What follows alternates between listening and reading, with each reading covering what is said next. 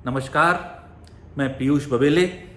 आज नेहरू प्रसंग में चर्चा करेंगे पंडित जवाहरलाल नेहरू के उस रूप की जिसके लिए हिंदुस्तान की जनता उन्हें पसंद करती थी। वो सिर्फ स्वतंत्रता सेनानी नहीं थे कि उन्होंने बहुत से लोगों ने लड़ाई लड़ी, और न सिर्फ वो प्रधानमंत्री या कांग्रेस पार्टी के नेता थे जिन्होंने राष्ट्र निर्माण में अपनी भूमिका निभाई, और लोगों ने भी भूमिका निभाई। लेकिन नेहरू का करिश्मा इन चीज़ों से नहीं, कुछ दूसरी चीज़ों से निकलता था। तो एक कहानी मैं सुनाता हूँ आपको, सितंबर 1947 की। महात्मा गांधी कलकत्ता से दिल्ली आ गए थे और हरिजन कॉलोनी के अपने आवास में रह रहे थे, और पूरे देश में ज़बरदस्त दंगे चल रहे थे। खासकर दिल्ली को तो उस समय लिखा गया कि मुर्दों का शहर हो गया था। बंटवारे के बाद से लगातार रिफ्यूजी भारत में चले आ रहे थे, और दिल्ली में मुसलमानों को भी टारगेट किया जा रहा था। हिंसा का माहौल था, लोग कोई मस्जिदों में, कोई मंदिरों में, कोई खाली पड़े घरों में इस तरह ठहरे हुए थे। ऐसा ही एक मामला किंग्सवे कैंप के पास का हुआ दिल्ली में। वहाँ पर एक अस्पताल में बहुत से शरणार्थी टिके हुए थे, और गांधी जी के पास ये सूचना पहुँची कि वहाँ पर जो सांप्रदायिक ताकतें हैं वो उनके ऊपर हमला करने वाली हैं, और बंदूकें और गोलियाँ सब तैयार हैं। तो गांधी जी चिंतित हुए। गांधी जी ने सोचा कि इसमें क्या किया जाए। उन्होंने सुशीला नैयर से कहा कि तुम जाओ और वहाँ जाके उन सब का रेस्क्यू कराओ। सुशीला नैयर जब जाने लगी तो गांधी जी ने कहा कि तुम पहले सरदार से मिल लेना और फिर नेहरू से भी मिल लेना और वहाँ चली जाना। जब सुशीला पहुँची सरदार पटेल के पास, तो सरदार पटेल अपने ऑफिस में नहीं थे, और उन्होंने कुछ बात करने की कोशिश की।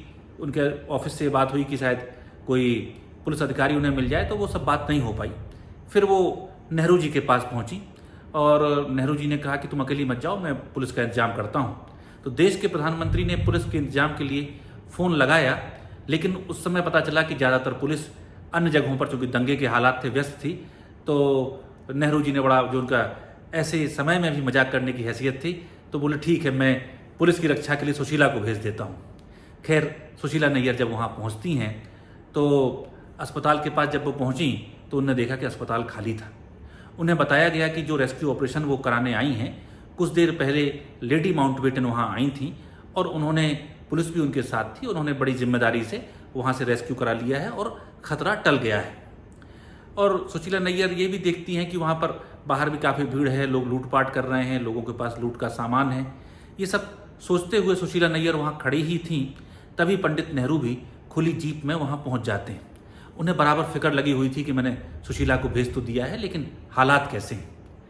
जब नेहरू वहाँ पहुँचते हैं तो नेहरू अपनी खुली जीप पे खड़े हैं, और चारों तरफ भीड़ उनके पास इकट्ठा हो जाती है, और पंडित नेहरू जिंदाबाद, महात्मा गांधी की जय, ऐसे नारे लगने लगते हैं। नेहरू देखते हैं कि उनमें से कई लोग, जो उनके हाथ में लूट का माल का सामान है, ये लूट उन्होंने मुसलमानों के पास से की थी, अन्य लोगों से की थी, ये शरणार्थी थे, ये लूटपाट कर रहे थे।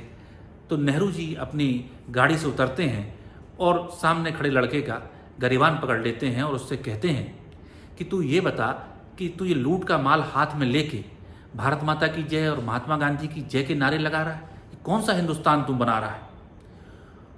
वो लड़का भी कोई चोर चक्का तो वैसे था नहीं, शरणार्थी था, पाकिस्तान जो बन गया बाद में, वहाँ से भगाया गया था। वो भी फट पड़ा। उसने कहा कि पंडित जी, हमें पाकिस्तान से तो पहले ही मार के भगा दिया गया है, हम सब लुटे पिटे लोग हैं, और यहाँ पर आके अगर आपके हाथों भी मुझे मरना ही है, और अब इससे अच्छी खुशी की बात क्या हो सकती है कि मैं पंडित नेहरू के हाथों मारा जाऊँ।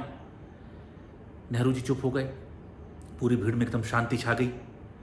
नेहरू जी ने उससे फिर कहा कि देखो, तुम्हें वहाँ से जिन लोगों ने मार पीट के मारा पीटा है, अगर तुम्हें उनसे बदला लेना है तो उसमें कोई बुराई नहीं है, और तुम कहोगे कि उनसे बदला पूरा नहीं हो रहा है तो हम भारत की फौज लेकर पाकिस्तान के ऊपर हमला बोल देंगे, चढ़ाई कर देंगे।